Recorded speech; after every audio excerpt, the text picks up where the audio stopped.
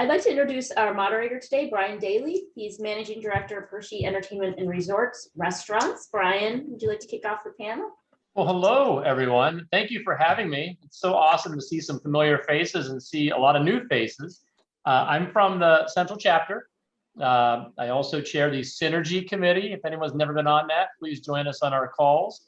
Such a wonderful time. That was my shameless plug. So today we're here to talk about some really awesome stuff. In today's staffing climate, we all know that it's been a challenge and a catastrophe for a lot of people. I don't care what industry you're in. So today's workplace culture and retention. The one quote I have, and I have a lot of dailyisms, but obviously culture eats strategy for breakfast. As you all know, you can have the greatest intentions, but if your culture sucks and it's toxic, or if the leader is toxic, you will never retain your staff. So with that said, we have an awesome panel today that's going to walk us through some best practices and what they do and what successes they have, and maybe even what failures. Failures are great too. It helps teach us what not to do. So on the call, Zoom today, we have Visit Butler County, Jack Cohen, the JDK Group, Steve Sanchez, President, and then Lehigh Valley Group, Jodie, if I messed up your last name, Stetz.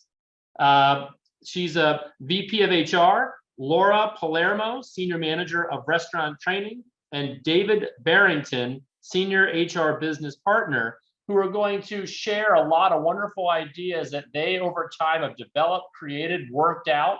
And so I have a list of questions that I'd like to kind of talk. I know most of this call has a hard stop at 4, so we're going to keep this stuff simple and try to keep it on task. But the first thing is if you guys can give us just an elevator pitch as to who you are and what you do. Jack, we'll start with you. Okay, so my name is Jack Cohen. I'm the president for Butler County Tourism. This is the start of my 22nd year as the president of the Tourism Bureau. But before that, for 35 years, I was a restaurateur. So I understand our plight and the issues that we all have with labor today and how hard it is to find employees. But I would tell you the most important thing for me is knowing your employees and that they have to have faith in you and trust you. If you can do those two things, you're already on the way to success. They'll stay with you a long time if you show that to them every day. Awesome. Thank you, Jack. Steve Sanchez, the JDK Group. Hi, everyone. Good afternoon. Brian, I couldn't agree with you more about what you said about culture and how the development impacts, which is I'm awesome to share and collaborate today. I have the honor and privilege of serving the JDK Group. We're a full service catering, floral design and decor and event management and production company located in Camp Hill, Pennsylvania, right smack in central Pennsylvania, and we service that full region. I also am actively a partner in the International Caterers Association. I'm the incoming president, so excited to chat with everyone today. Awesome, thank you, thank you. And then Lehigh Valley Group, I will let all three of you jump in as you deem necessary. Go ahead.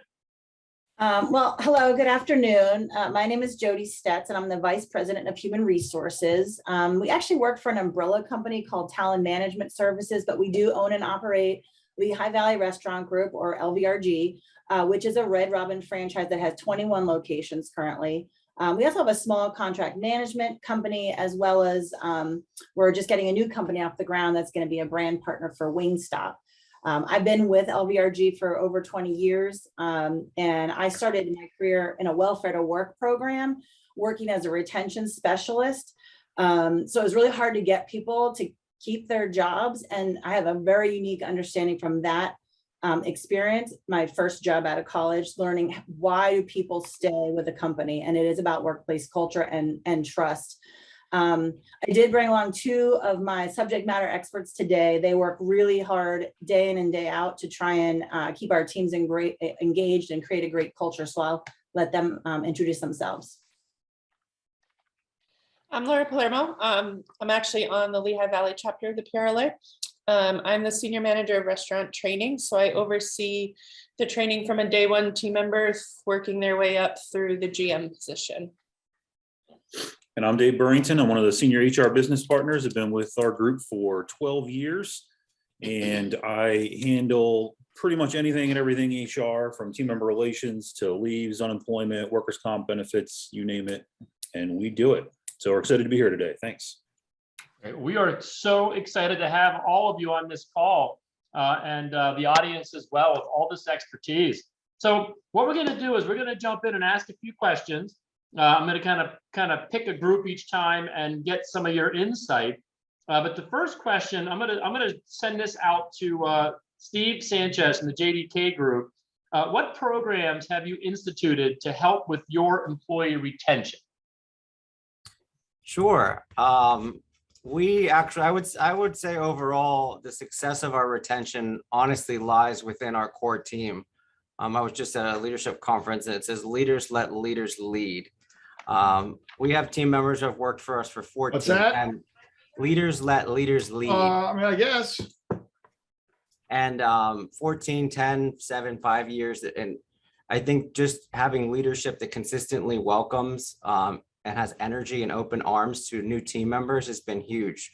From our onboarding process, where we have someone that's dedicated to a full-time hire with a welcome package and a training plan. We have a whole program on Slack where we communicate, we shout out our new team members to ensure that they feel welcome, because obviously that first week or first few days is truly paramount into their success or their longevity and how they feel and how they're accommodated within our culture. Our business is very challenging, as we all know, being in the hospitality business, long hours, nights and weekends. And, a lot of times, many of the service to others goes unnoticed. So recognition is huge. I think we sometimes focus so much on giving and serving others that we forget about ourselves. And we instituted an employee recognition program where online and also in-house, you can actually fill out what we define as an awesome token. It's just something that recognizes one of the team members, and it has to be associated with one of our 12 guiding principles. We do activities throughout the year, about 3 or 4 town halls a year, where we're kind of sharing where our company's at, the vision, some highlights, sharing awesome tokens.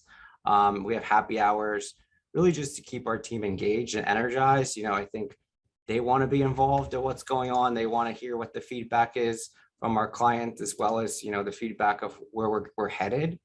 One of the biggest things that I think that we just started, it was pandemic related, of, us forcing to really be a small but mighty team. And as we started to rebuild, we started virtually, but now in person, is we have bi-weekly team huddle meetings with all of our coordinators, specialists, managers, and directors. So anyone on that level and above. And it actually alternates every other week. So one week we'll do highlights of the company and the departments and where they're at with maybe 90-day goals that we put in place.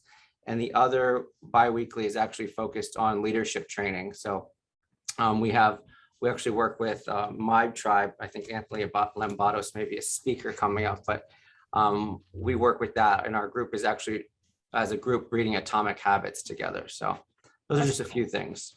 Well, that is awesome. And hopefully, as we talk, guys, somebody learned something new here, because I learned a couple things already, Steve. Thank you so much. I'm going to ask the same question now to the Lehigh Valley group, and I'll repeat it. What programs have you instituted to help with your employee retention? So a big part for us is that we recognize that we're not just competing with restaurants anymore, we're competing with all the other industries. So with that, we need to give our people better work-life balance, and that has really been the focus for us. If we want to win, we have to challenge our own ideas and how we can and should run our business. We have to think outside the box and find ways to be more flexible, require less hours, pay higher wages, create meaningful and personal development opportunities for our people. Some of the programs that we have implemented did take some financial investment. We did like a team member dollar menu for our team members to eat at a very discounted price. So it's a $1, $2, $3 range. We instituted a Cash for College program where we reimburse students who work for us. We actually closed the restaurants a couple of days for mental health days, just, last year when we were all really in the thick of everything, with staffing issues and everything else that we had going on. We just recognized that that's something that our people really needed. We enhanced our EAP since the pandemic, so they now get more sessions than they used to that are covered by the program itself. And we actually instituted a paid parental leave and retirement bonus so that we can start establishing the culture of this is a career, not just a job.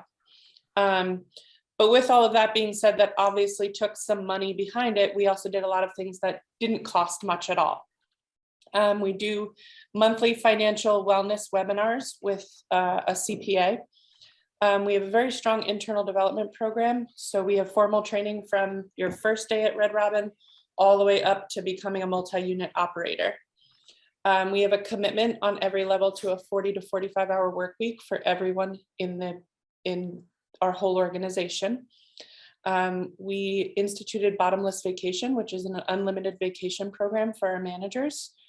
We have a diversity and inclusion council, manager and women's excellence program. We have a team member discount program where they can receive discounted tickets for amusement parks and things like that. We use an internal social media platform to celebrate team members' accomplishments, engage them, anything from a great looking burger to a 5-year anniversary with the company, a birthday, whatever else we have going on. We just use that to engage all of the restaurants together as one company.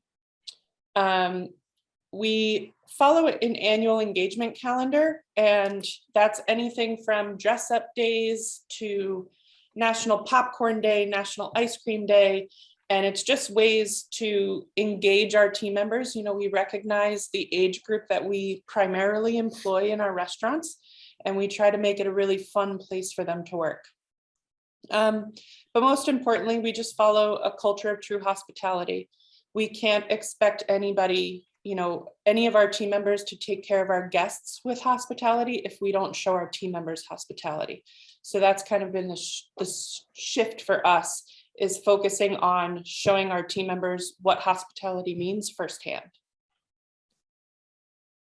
Wow, that's awesome. Thank you so much. That was great. Thank you. I actually learned I just typed a whole bunch of notes. You know, since we already heard from two, let's do the whole thing here. So Jack, what about programs you instituted to help with your employee retention? I want to tell you two different things. First off, for my own staff, I asked each of them to write me a paragraph or two on the Tourism Bureau, just to tell me what quality of life they were looking for themselves.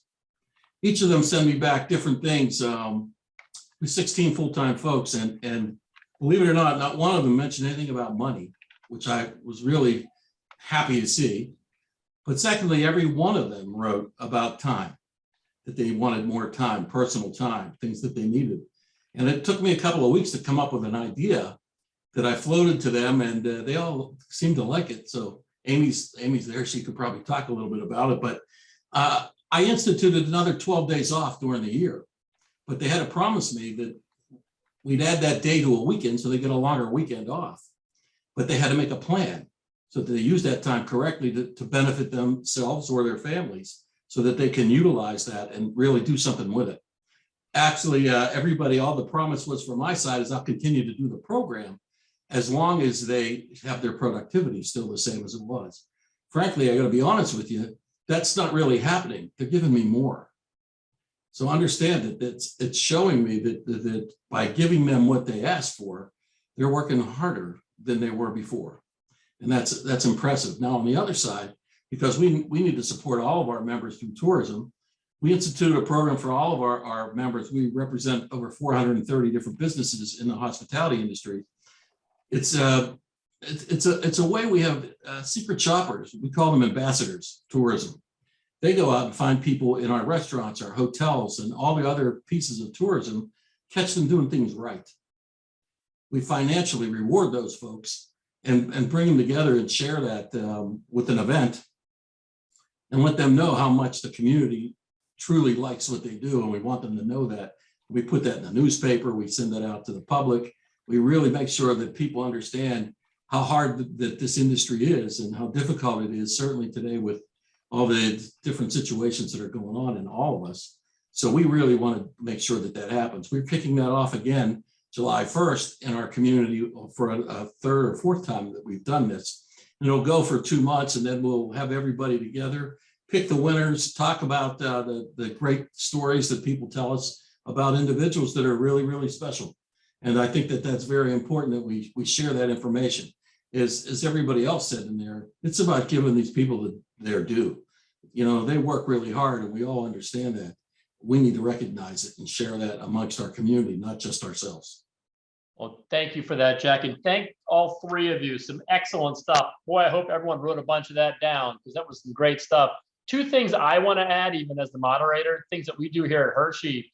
Number one, because Jack, you sparked it, secret shoppers. We'll actually send our people to restaurants to, like, I'll send my dishwashers to another restaurant to shop how clean their plates are. As dumb as that is, I'm really just buying them dinner somewhere. But they feel all awesome. Like, I just got asked to do this. And the other thing that I find super cool is we host weekly start, stop, continue meetings. We ask the group in front of us, what do you want us to start doing, stop doing, and continue doing? And we write it down, we hang it on the wall, and we commit. So just two additions there as far as retention goes, because that was a lot of great stuff. So let's just keep jumping down the list. So this question is going to be for Steve. Steve, what are some of the things about your company culture that stands out to your employees?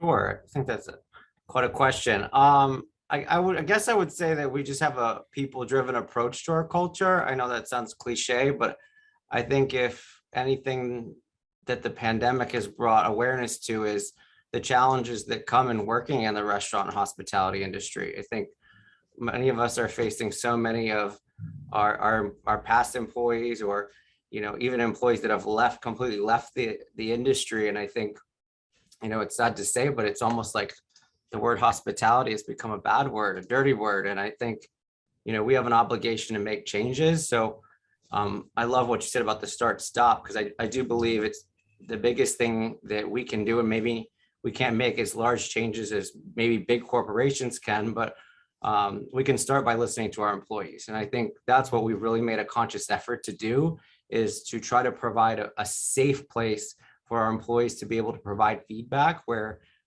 they feel like the changes are happening. And I think particularly in this past year, we really have evaluated, and we've had more reviews with our team members. We've had opportunities for them to submit questions on and changes that they would like to see, just because it's beneficial for us and our business. And I think the biggest part is making sure that we take that feedback and we do make changes, which, I mean, I've really been focused on communicating the changes that have been made because of their feedback. So I think some of you have said, but like in flexibility with a remote work, you know, I mean, it's challenging and something maybe we previously never really understood, but now we have to be. Flexibility with our scheduling and our schedules. You know, our benefits have changed. Being, you know, a caterer and hospitality, you know, you don't think about how many things and benefits and, you know, even cell phone stipends to travel stipends and maternity and paternity leave. So I would say that would be what makes us stand out to our employees. Great, thank you, Steve. Again, as Lehigh Valley, I'm gonna ask you that very same question. Give us one or two things that you believe in your culture that really stand out to your employees. Yeah, for sure. Absolutely. If you had to break it down, I'd say you could break it down into two simpler words, and that's hospitality and accountability. And we really try to make sure that that's driving our culture. And you can kind of break that down even further into just simple steps for our folks. Our teams know what's expected of them. They know that we give them the tools and the empowerment to be successful. We hold them accountable to execute the standards. And then when they do it, we reward and recognize them for it. It seems really simple, but typically when you break that down to its base parts, it really helps build trust and respect with the team members and everyone that works for us. So they know the rules, they feel prepared to execute on those rules, and we let them do their job. And the other thing that Laura mentioned earlier, one of the things we love to do is really have fun and encourage our team members to do the same. So one of the rules we have around here is let's not take ourselves too seriously. At the end of the day, we're here to take care of our guests and take care of our teams. And so we have all different kinds of programs that we do that really help connect those two pieces of our culture to our team. Specifically, we do things like knowledge competitions, trainer and manager celebrations, celebrate national food days like National Ice Cream Day, National Pretzel Day, by sending and shipping stuff to the stores and just letting the team members enjoy it. Oftentimes they don't know it's coming or knowing it's happening either too. So it's just like you walk in to work that day and it shows up there, and it helps our people feel good and helps, again, build that trust and respect. Company-wide different contests, bake-off events, an operations thank you campaign during COVID to really thank our operators for all the time, effort, and energy that they had to put in that was way over the top of what was expected. But hospitality and accountability really has to start at the top. And again, one of the things that we really pride ourselves on is it's not just a fancy slogan that we throw out there. It's something that truly everybody from the top down in our organization believes in, about showing hospitality to our team members and being accountable for those results. Most companies have normal operating standards, that they want to focus on, but one of ours, and they focus on the technical results and the business aspect of it, but we truly make it a point to make hospitality one of our organizational standards. So I think when you start to drive that change down through your organization and move from managing the results to leading people, that's when you really start to have that stand out for your employees.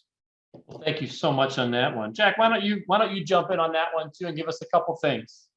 Well, I would tell you the most important thing I look at when I just to understand each other, and got to be flexible too, because the flexibility in the things that you do every day has to be there so that they build that trust level with you. To me, that's pretty much the most important part. They need to know that you are too human, and that things come up in each of our lives that we don't expect. Certainly nobody could have ever predicted about this crazy COVID business. But at the end of the day, we need to be flexible enough to understand what the needs are and make sure we deliver, because everybody's different. There's no two people on this call today that are the same, and everybody has different issues, and we all got to be, as leaders, have to be there to understand it, move forward with all of it. It's not so simple. Well, thank you. Jack, I'm going to stick with you. Was your company culture always like this? And if not, what did you do to kind of navigate to get you where you are now? Well, I'm looking through everybody on the call. I'm sure I'm the oldest one on this call. And I would tell you, no, they were never always the same. Matter of fact, they change sometimes from day to day because things have changed day to day. But the truth of it is, when I started in the restaurant industry, it was 6 days a week, 12 to 14-hour shifts every day. And today, if you get somebody to work 5 days, together, that's a miracle. And we all understand that. But it's not that simple, and at the end of the day, all of us want to serve our guests correctly. And so we need to find that balance. And some of that balance is the way we manage our people, and the rest of it is the procedures that you put in place to make it work correctly. So it's never the same. And we always have to be flexible enough to understand that and make the right decisions and move forward. Right. Well, Lehigh, I'm going to ask you that same question about your company culture. Was it always like this, or did you have to grow into it or make adjustments? I'll answer that one. No, it was actually a pretty long and difficult journey, but fun to get where we are. And I honestly could talk about this all day, and I know I don't have all day, so I'm going to try my best to make it short and sweet.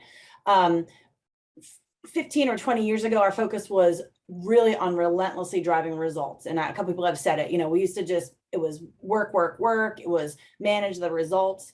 We just wanted to win. Didn't matter what happened to the people. And we also made some extremely short-sighted decisions back then to remove all the warm and fuzzy stuff that made people want to be here. And so, we did that to save money, but the people were working really hard. They were working hard mostly out of, fear and duty, not because they really wanted to win and be part of the team. And I worked in that environment here for years. And when I got an opportunity to take over the head of the HR department, I just knew we had to desperately change our strategy. Had a lot of work to do. We did partner with the CEO, who also was new at the time. His vision was he wanted LVRG to be a truly great place to work. And really, honestly, since then, that has been the direction, and everything that we've done has been with that vision in mind. So, we had to, and a couple of people I think said it too, it starts with trust. We had to be trusted partners to our people. They had to trust our leadership. They had to trust our vision. They had to trust our intention. I needed them as an HR person to know that,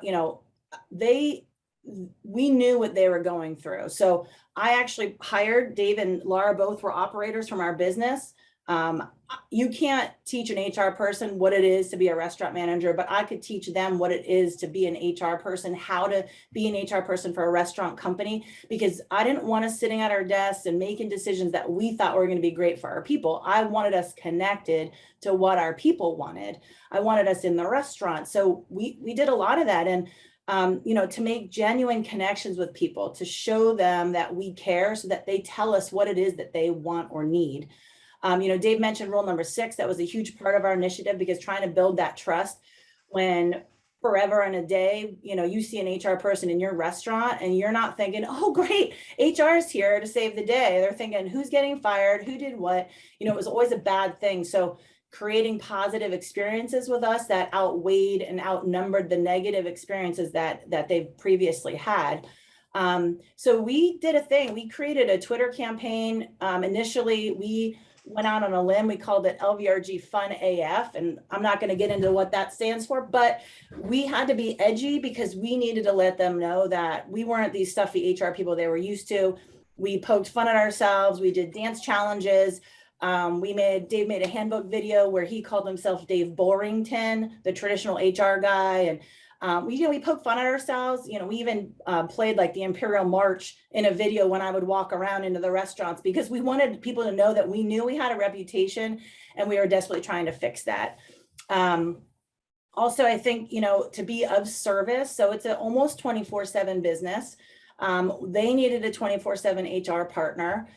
So we changed our philosophy. We called ourselves HR at your service.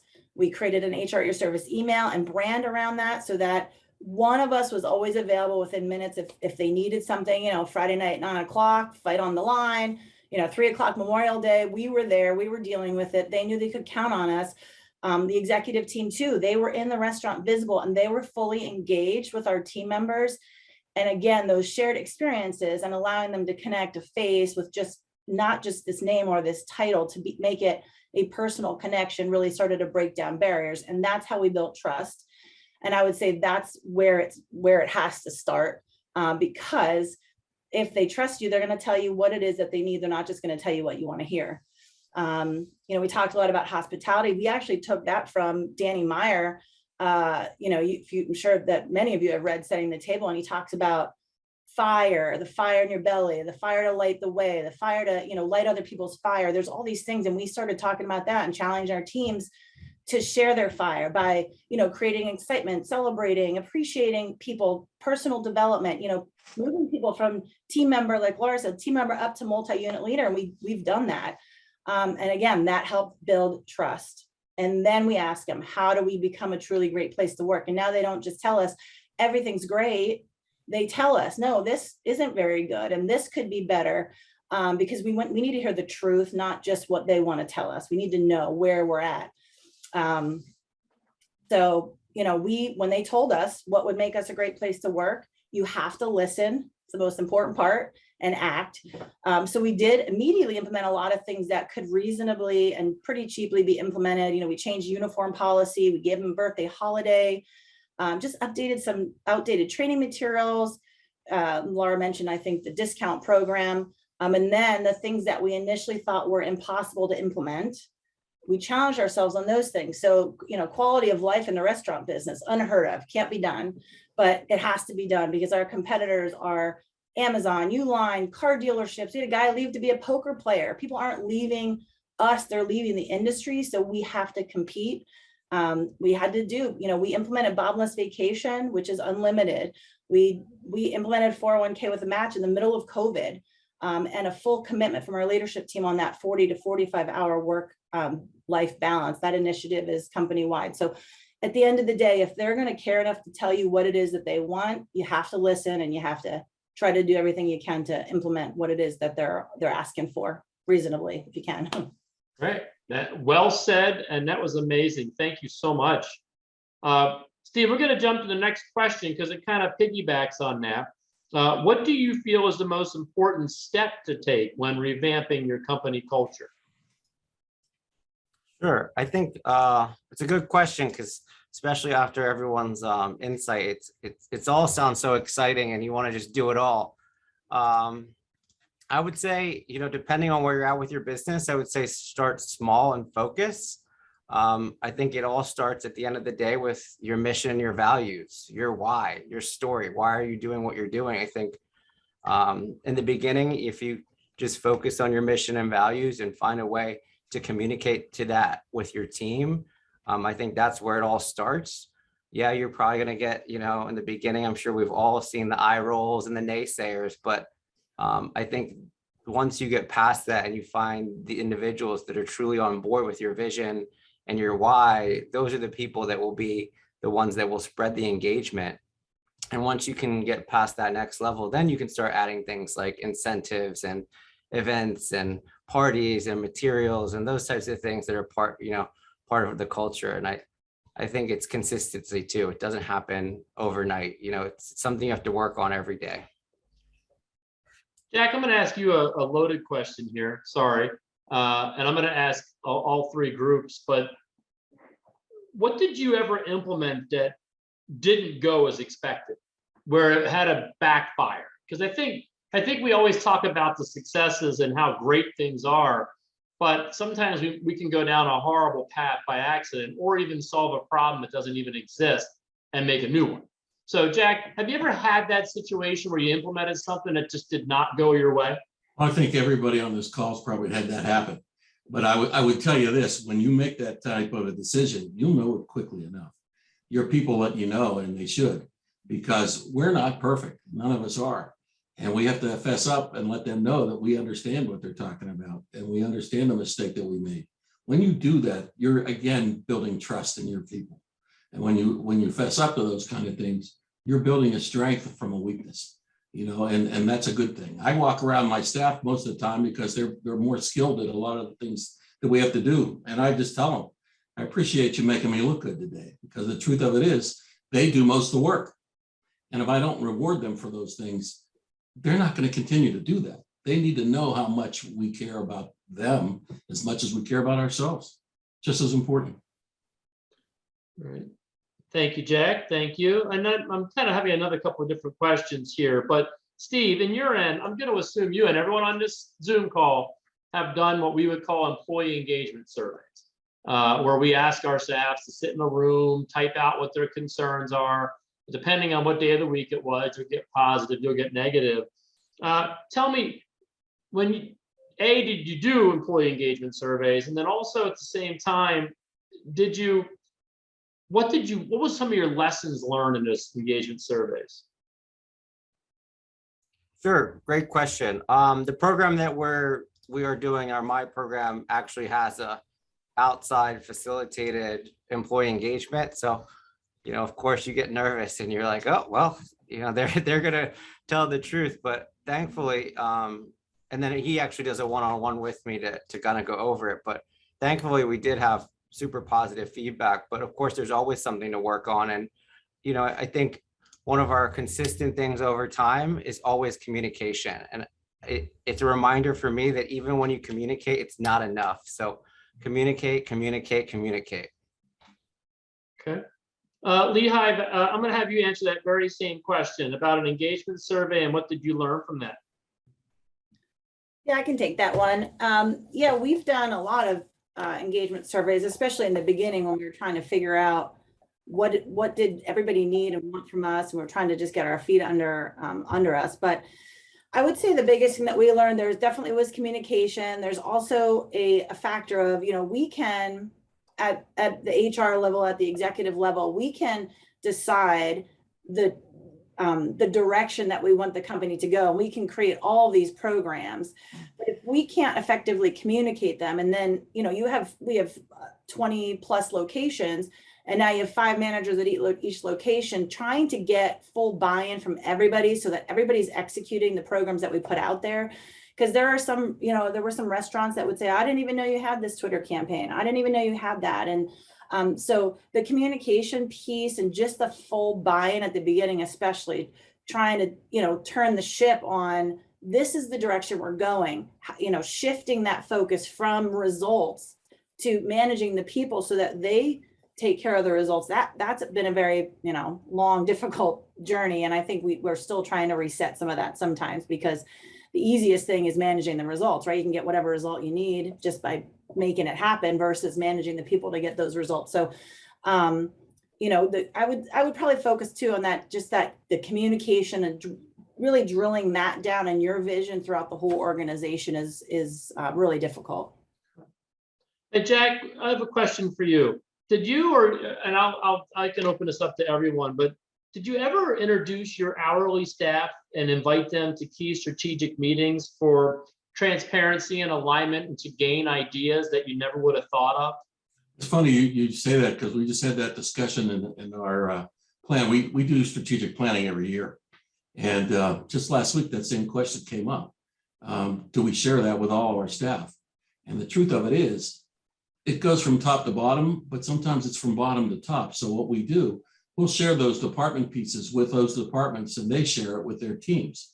Some of those things that they don't need to know, not that we're hiding anything, but there's just certain things in there that will affect some of the teams and on the, you know, the overall staffing, but some of those things don't affect them. Those that do, they're involved in, and they should be. Awesome. You know, we just They should be part of your strategic plan. Yep. We hosted a meeting the other day where we actually had our full-time hourly staff do a full SWOT analysis, and then took that SWOT analysis and created 5 buckets for a strat plan through the lens of an hourly employee embedded in the trenches. And we're actually working that plan right now, which I thought was cool. So that's great. You know, one thing came up too, and I want to share with this group, is that, I mean, obviously not everyone can partner with Milton Hershey School, but you all have schools in your area. You have a lot of youth teams and youth programs. We actually have Milton Hershey students coming up May 9th to do a full presentation on recruiting, retaining, and motivating the younger generation. Talk about a 10th grader and 11th grader teaching us some things. Tapping into your local resources might be a real fun thing to do as well. So that's perfect. Well, it is 3:50. I want to ask anyone else on this Zoom call if they have something that wasn't discussed.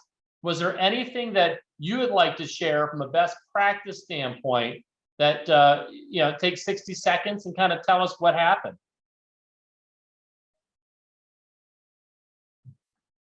I would call on you, but I can't see your names. Mike, come on, you got something for Franny's, don't you? We got something. Yeah, we have a, so we just had our like all team conference for all general managers across our 38, 40 locations. We met over in Seven Springs for, you know, some of our annual awards that we like to give out. And we have these like foundational bricks that we give out to some folks as well that we call I'm not sure if some of you may or may not be familiar with Jimmy Petrinas and Tony, our longtime manager at the Strip location. We give out bricks that we call the Jimmy and the Tony that are like our founder awards, which we think are really fun. But we had a speaker come and talk to us about retention just a few weeks ago. And, you know, everybody does like an exit interview.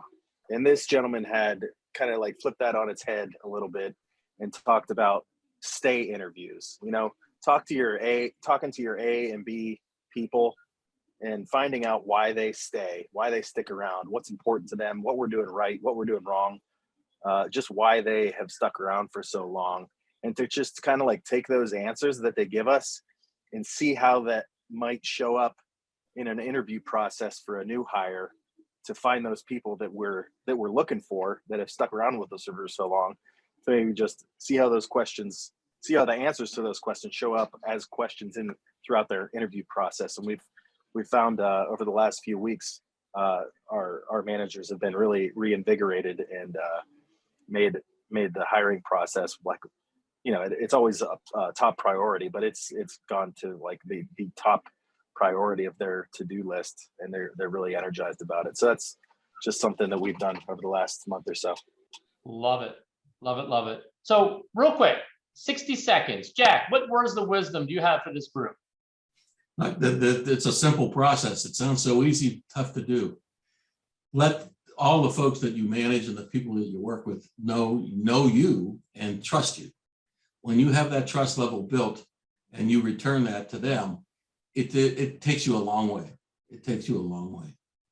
Thank you. Lehigh Valley, 60 seconds. What words of wisdom do you have for the group? Oh boy. Well, what I would say is that, so many people will ask me questions about how do we afford to do the stuff we're doing. And I mean, I think that we talked a lot about stuff that doesn't cost any money, but at the end of the day, to make your employees the most important thing that you do, how can you afford not to do that in this environment where anybody could go anywhere and get paid more money? You have to have more than just providing a job and a paycheck. Excellent. And Steve, what do you have for the group? Just don't forget your story, your why, and I think always share with your employees how meaningful they are. Thank them for the job that they do. So I like to collect words, and this is what I took out of this, right? Know your people, building trust and keeping it. Culture is everything. Engage in your teams, listen, flexibility, work-life balance, fun, financial gain, that's important. Hospitality, celebration, accountability, and clear expectations. The one thing that I wrote here, because I love dailyisms, I always kind of make these up, but energy is contagious, both positive and negative. So I think, and someone just popped in, communicate. And I believe transparency is so important, and share it all. Why wouldn't you share your finances? Why would you not share your matrix and share everything for that buy-in? I mean, he who plans a fight won't fight the plan. Get your staff involved. But I also really like, people are talking about core values and principles. Here's the part that sucks about core values. That's your report card. You actually got to do it. You go to a car rental agency and their motto is quick service in a clean and friendly environment. As 10 minutes later, you're still sitting there and no one's even saying hi to you. So be careful what you put out there, right? Because you have to do it, and that's what I said earlier. Where did we fail in some things? And we failed in not doing what we say we're going to do. And we would fail by overextending ourselves. So I can't thank the three groups, Visit Butler County, the JDK group, and Lehigh Valley group for all the great ideas and giving us your time to talk today. Thank you to the PRLA for putting this on, and thank you for allowing me to join your meeting. I love it. And Heidi, I'll turn this back over to you, but thank you everyone so much.